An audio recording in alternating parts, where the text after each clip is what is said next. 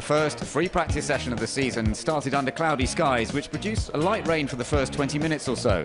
Kamui Kobayashi in the Sauber was among the initial pace setters, immediately exploring the limits of the car. Fernando Alonso was also one of the first to go on the attack, while at McLaren, Lewis Hamilton appeared to be happy to wait until the track improved. Narain Karthikeyan was the first driver to have to abandon his car in the new season as his HRT came to a stop. Felipe Massa left his running until a little later, but didn't allow for the fact that the grass was still wet on the approach to turn 9. He became the first victim of a gravel trap and had to watch the rest of the session. Meanwhile, Alonso was still charging and was forced to test his cat-like reactions in preventing a similarly embarrassing situation coming out of the final corner. There was less drama but good pace once Lewis Hamilton started stringing some times together, but ultimately he would end the session second fastest, just behind his own teammate Jenson.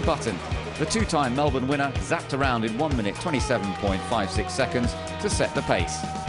The second session started even wetter following a downpour, and only a few cars ventured onto the circuit. Sergio Perez was one of them, and soon discovered it really was very slippery.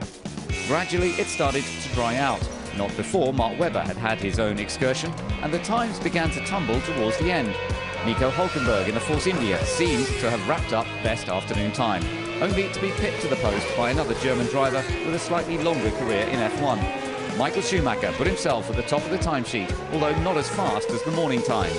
So McLaren set the overall pace, but Mercedes looked very competitive, while Red Bull appeared to be playing their normal cautious game in free practice.